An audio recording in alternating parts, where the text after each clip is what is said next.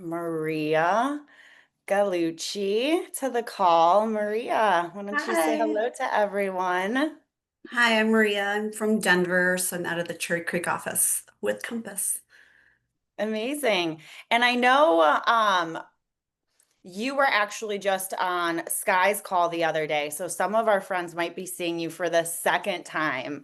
So we're going to get into the weeds, or we're going to get into some goodness that you didn't share on that call as well. So we have some new stuff to share with our friends today. But Maria, just give us a background on yourself. Who are you other than being a Compass agent in Denver? So I am a CODA, which is a child of deaf adults, and so I was raised with deaf parents, and so there's six of us kids, and we're all hearing, and so we were just raised in the deaf culture, and sign language ASL is actually my first language. Amazing. And wait, did you just say you have six brothers and sisters? Yeah, there's six of us total. There's four girls and three or two boys. Oh my goodness. What was that like? Crazy and loud because our parents couldn't hear. So we were known as the fun house. So all of our friends would come over to our house and we would play the music loud, run around, just be little. My dad always said devil in sign language. So we'd be just like little devils. So before we like go into the progression of your career, you're an author now. As a child, do you remember some of those first moments of like noticing that my we like communicate differently as a family versus like my friends? Yeah, I think I noticed it when I was going to like elementary school, so like in kindergarten, because we would be signing to our parents and everybody else would be talking like on parent teacher conferences. So ours was a Yeah. little bit different because we had to interpret for them. And then I think when a lot of the kids would like stare at us and just say, "Oh, you don't speak English?" Like, well, even though it is English, but so I think that's when I noticed that our normal wasn't normal, but it was our normal. Yeah, so it was really like being in that school environment and kind of noticing what was happening around you. Yeah, exactly. And my sister in preschool, she would always whisper to me and I would have to talk for her. So she never spoke until she was a lot older. So she was more comfortable like signing or talking to me and having me interpret for her. Oh, wow. So are you middle? Where do you fall in the line of the six kids? I'm third to the oldest, so I'm right in the middle. But Have third to we the oldest, so analyzed not that? Like, eldest. what does this mean for Maria to be in the middle with six kids? Like, what are some of those characteristics that you've grown up with that you think were a result of that? I think, well, I'm surprised that because I was basically made the family interpreter and the one who always took care of or anything like the mother hen. Even though I am in the middle, you would think it'd be Yeah. the older one. But so for some reason, I like developed that role of being Mhm. like the mother hen, I guess I would say. And Yeah. then so Chris and I were always really close because we were in the middle, and all of us are only like 2 years apart, so we're really close in age. So you really took the charge and it sounds like in kind of I would say maybe taking initiative. Yeah, exactly. I think that yeah, because if I ever saw my parents struggling with like Yeah. not an understanding or whatever, I would always jump in and try to help them. So I would always try to, and I still do that even now, like with my kids or whatever, which I know try not to be the mother, like rooster or whatever, but I still do that now. So what was that like growing up with parents that are deaf, taking, probably care of them, maybe making sure you're watching out for them, interpreting for them. Um, how has that experience kind of shaped who you are as an adult? And you just mentioned you have kids as a mother. Yes. So I think that, like, for me, it felt completely normal as a kid because it was my world. And Yeah. so my first language was ASL. And so the home was filled more with visual and expressive communication. So I think that it taught us to have compassion towards others because we had to be more patient. And we knew that even like as before I was a teenager, that responsibility, it was heavy at times, obviously because we were younger and we'd have to be the one interpreting everything. But I think it just gave me more of an empathetic look at people and how it's okay to be different. And and that I think it was a gift to me because it taught me empathy, resilience, and how to really show up for people. Mm-hmm. And Alessandro and Trisha just put your Instagram in the chat so people can connect with you. Oh, great, thank You you. recently wrote a book called Yes. It's Raised in Silence, right? Yes. Yeah, So raised Raised in in silence. Silence. And that's about your just overall experience, right? Tell Yeah, us I a think little bit about the book. the heart of the book is, and it's not just for the deaf and hard of hearing community, it's for all communities who want to feel included and know how to communicate better with others. Like you'll laugh through it, cry. And I think the heart of the book was rooted in my story as a coda, as a child of deaf adults. But the message I think is universal throughout any community because it has to be with being an empath or like being inclusive and have Mhm. empathy for others because we don't know what they're going through. So I think that from my background, to be able to see communication differently, it's just all about being aware and being inclusive. Yeah. How are you taking your experience, what you learned, some of the lessons that you're putting in this book and guiding your children? Like, how do we help the youth today be more empathetic? I mean, it's so interesting looking, I look at my niece and nephew and they grew up with so much technology and their heads are constantly down a lot. What are you doing with your kids to help them have some of these great like lessons of inclusivity, of being empathetic, even just being aware of other people around you and what they're going through? Tell us a little bit about that.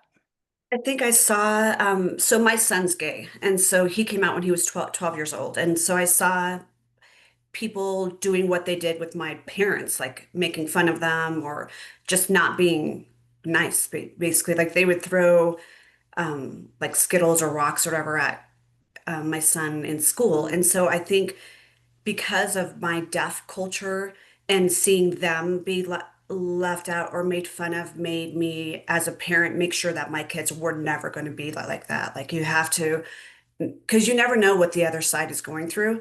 And I think that because I was raised in that community, I think we can help people with just trying. Like it's okay to be different. We're all human, and we all just want to be felt, seen, and heard, and feel Yeah. like your authentic self. So I always taught my kids to have empathy and always put yourself in their shoes because you don't know what they're going through. And would you like to be treated that way? And the answer most likely would be no. Yep. So you just shared that your son came out when he was 12?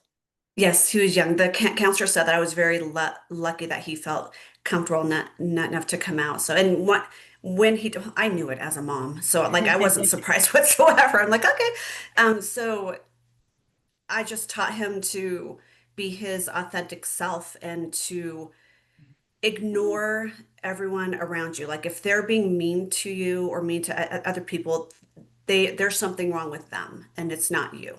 And so as long as you're being your authentic self and you're being happy and you're treating people with respect and inclusion, then that's what you should be concentrating on. And now after he came out, he was extremely happy. It was like a weight was lifted Mm, off of him.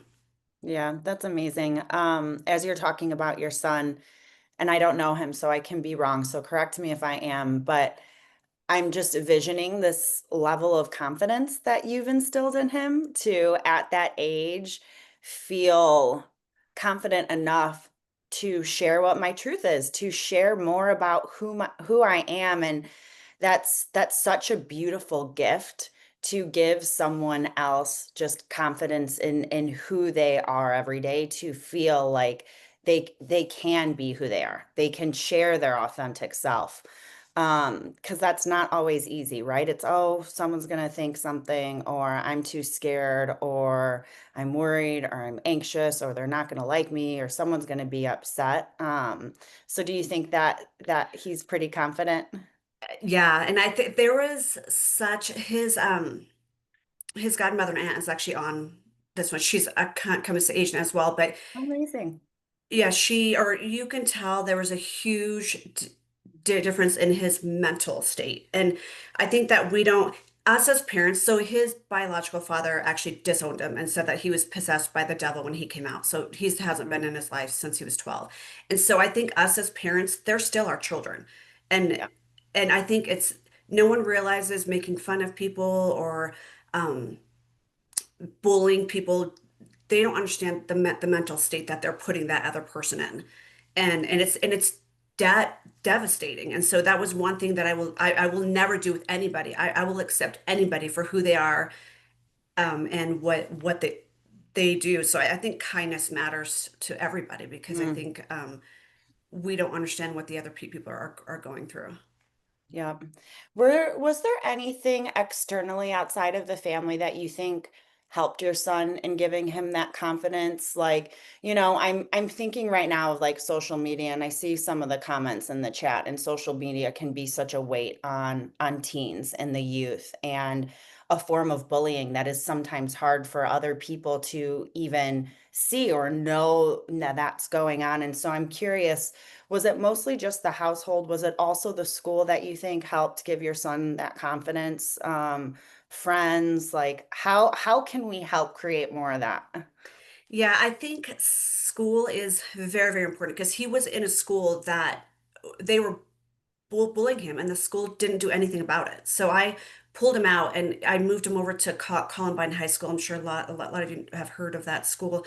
And the principal there was amazing. If anybody would bark at him or throw anything at him, they would either get suspended or they were in big trouble. Like the principal had a no tolerance No rule. tolerance. Like, Yep. yeah. And so, and I think, and my son, even going through everything he went through and all the emotional state he was in, he graduated 6 months early. Oh, one of two kids who graduated 6 months early went straight into college. So I Yep. think that school is so important to a lot of these kids because that's where they are all day.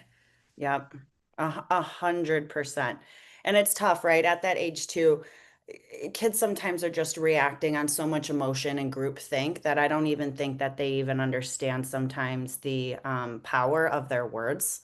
And words have a ton of power. And so to be around an adult community in your school that reinforces that no tolerance, that that's not the I way that we know. treat people, that's not the way that we talk to people is amazing. So please give yourself a big hug, a pat on the back for being such an amazing mother, because that is not easy. And you're also a full-time real estate agent. You're now also a book author. Like, how have you managed all of this? Um,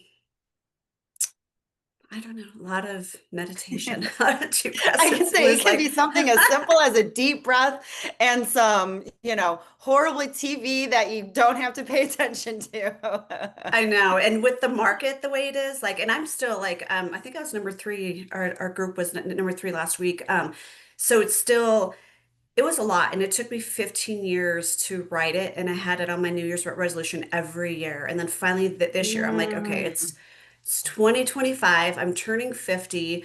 I'm like, I'm going to do it this year. And so finally I like just went through it. But it's been a roller coaster and a whirlwind for sure.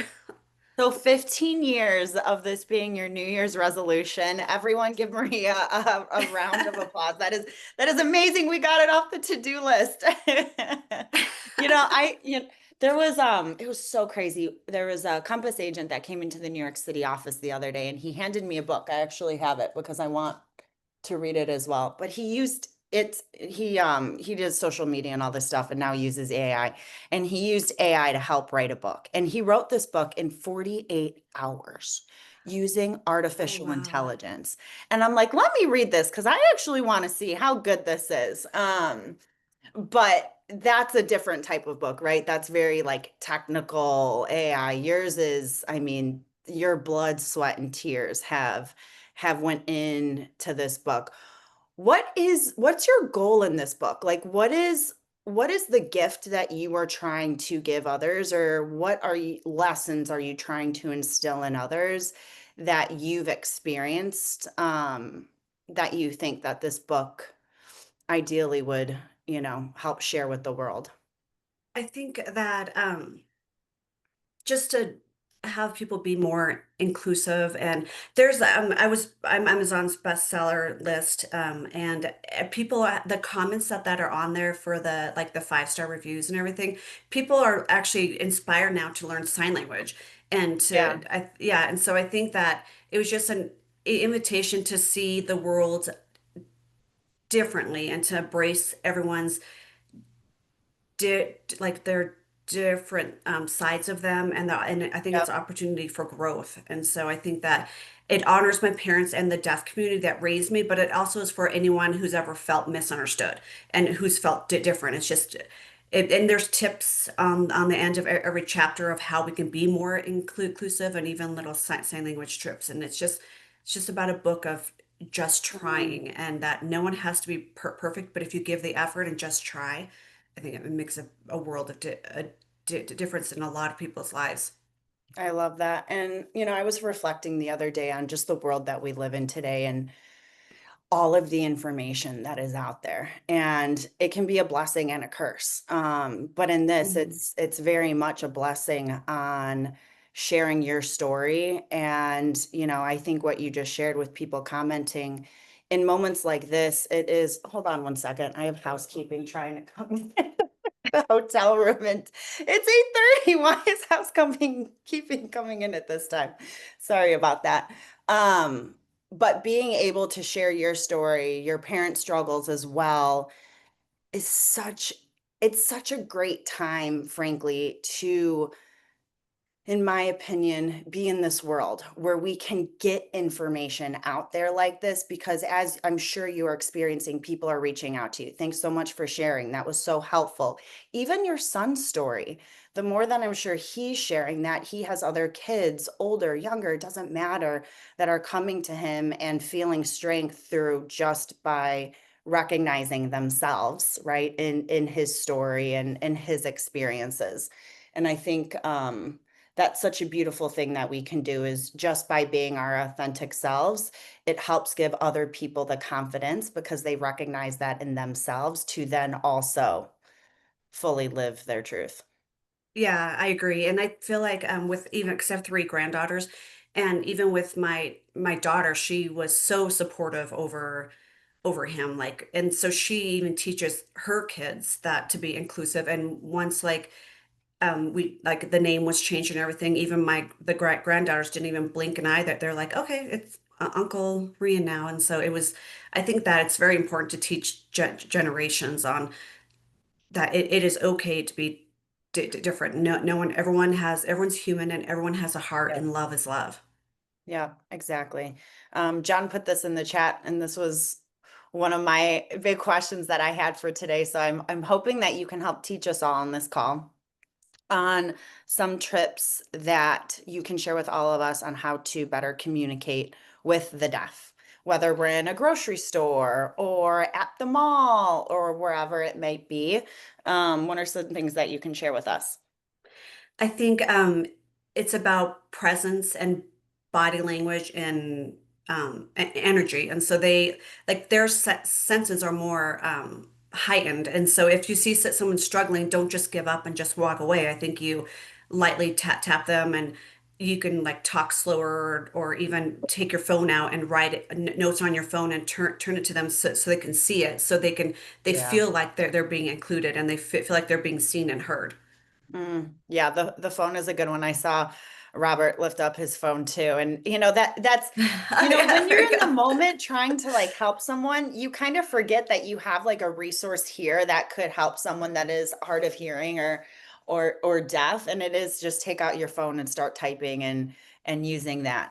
That's even something I've noticed, like I'll be at the airport and someone doesn't speak English and they're having a difficult time. And I'm like, let me just pull out my Google Translate. Like we have these phones that can really help us communicate, but sometimes it's hard to remember that in the moment with there's, chaos going on and things like that. Exactly. And I feel like a lot of people get frustrated instead of trying to like help them instead and know that it only takes a few seconds to help somebody. And one small act of kindness or gesture to set somebody makes their whole day different. Yeah. Maria, what's some sign language that you can teach us? Like simple greetings. So this is thank you. Okay. Thank you. And then this is I love you. I love you. I think I saw John Yeah. put that one up as Yeah. well. Yeah. So And then thank you. I love you. How are you? welcome. So Oh, welcome. how are you? Oh, I love that. Do that one Yeah. again. So you do how How and are are you. So you do it you? with an R. So that's R in sign language. Okay. Oh So my how gosh. are you? Wow. Then you could do have a good day.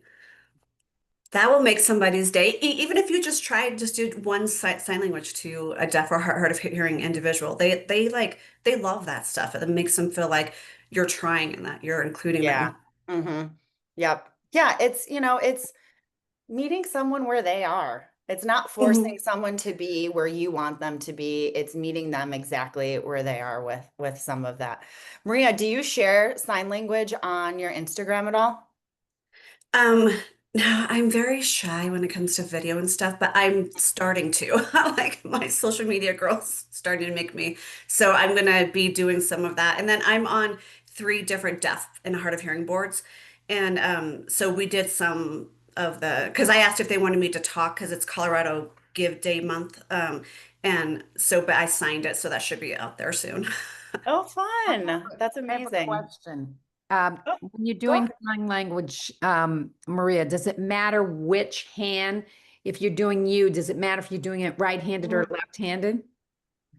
No, good question, but no, it doesn't. Because some people, my sister Melissa is actually left-handed. I'll have to pay attention to see if she signs more with left. But if I have something in my hand, like if I'm holding Nova or something, and I try to sign with my left hand, I have a hard time. I have to sign with my right hand. But I don't know if it's because I'm right-handed. Hmm.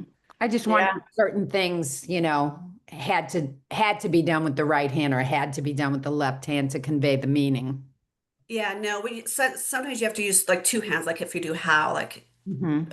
um.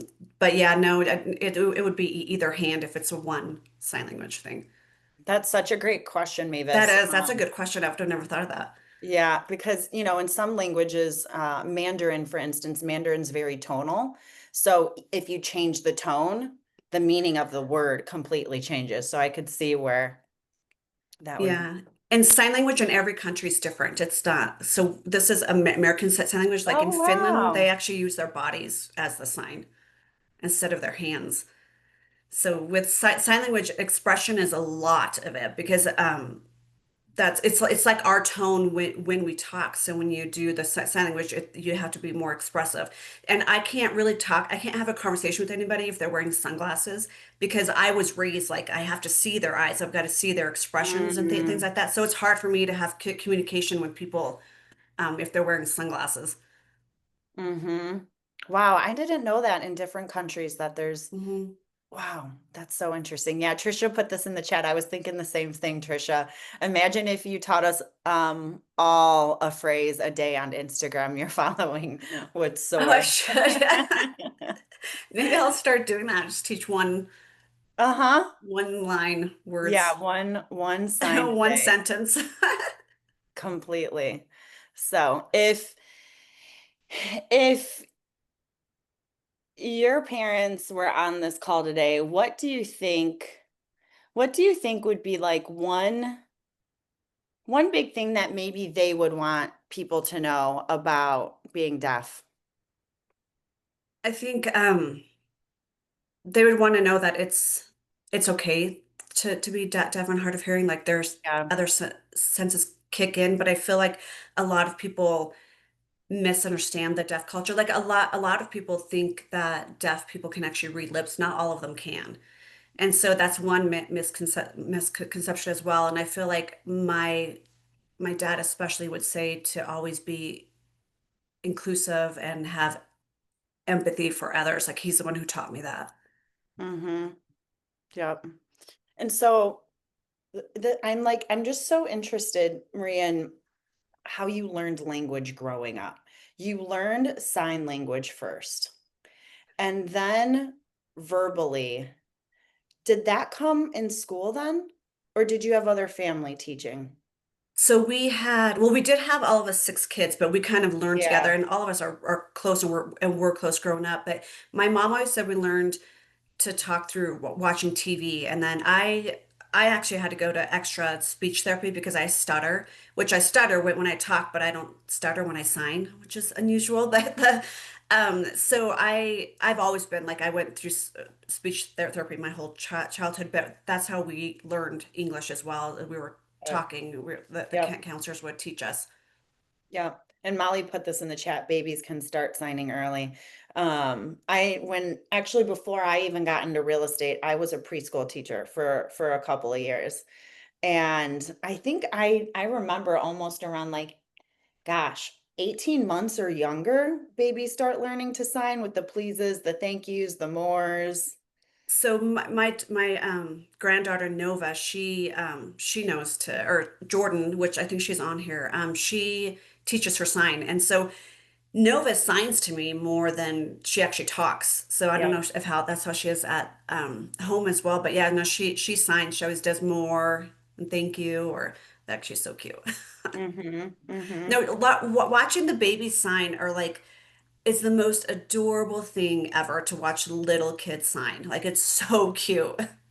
It is. My nephew, my niece is teaching him Spanish, a little bit of like sign language and just around mostly dinner, asking for like food and more and pleases and thank yous and stuff like that. But it's so gosh, kids are, and Katie put this in the chat, they are sponges. The way they just absorb and to teach them young is so beautiful. So Maria, let's shift a little bit to some fun questions as we end with our 6 at 6s. We haven't done this one in a while. Before we get to those really quick though, we put the link to your book in the chat. I know some people have already gotten it and started to read it. I just want to thank you for one, your perseverance in writing that book, but two, in being who you are and sharing with the world around you how important inclusivity is and just loving people for exactly who they are. I think we need so much more of that in this world. Um, and whether it's just you and your family or this book that you wrote or how you show up with Compass, um, I just wanted to thank you for that because it is, like I said, something that I think we all need to try to get out in the world and spread more and more and more of, especially with so much depression and everything like that in the world. It can be a real struggle. So, Robert, go ahead. I You've got your agree. hand up. Yeah, I'm sitting here and I don't say this too often. I'm 67 years old. If You I don't would have look a had, day over 21. thank you. If I would have had you as a mother, as a teenager, it would have made Mhm. such a difference in a lot of my life. And I have to applaud you for being there for your son.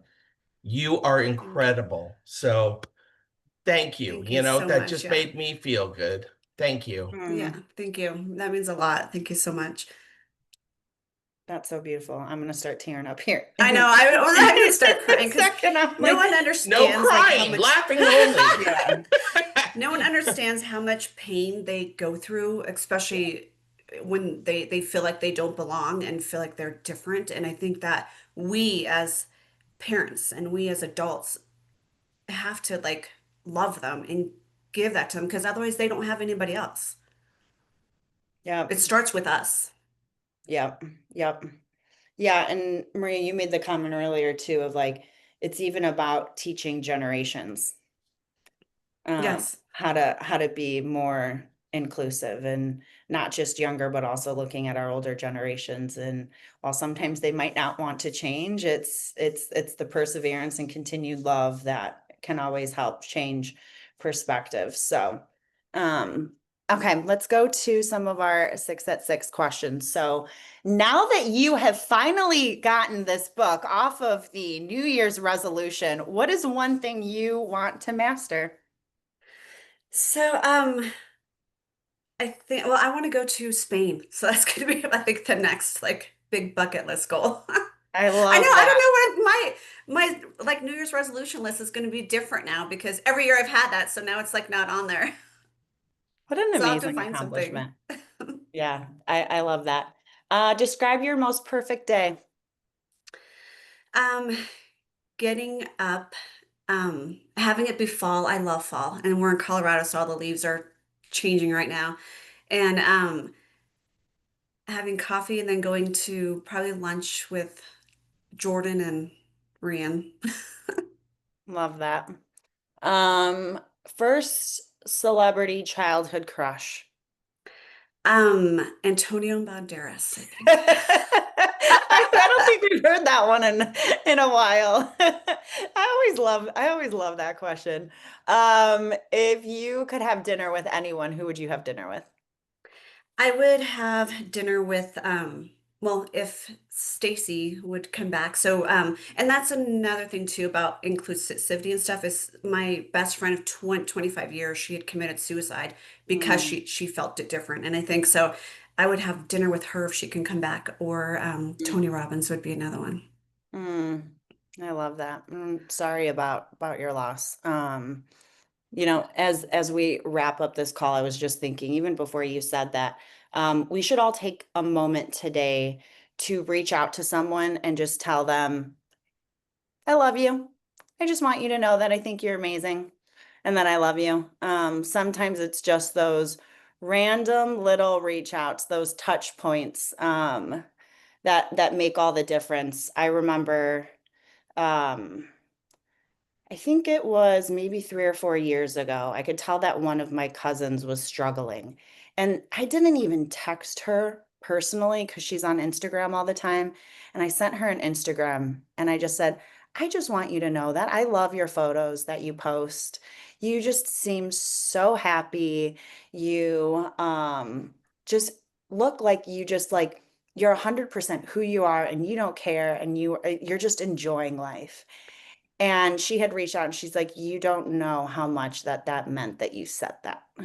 And so Yeah, exactly. I think it's right one of these moments here and life is short, right? But to reach out and tell someone today, hey, I love you. I appreciate you. Thank you for being you.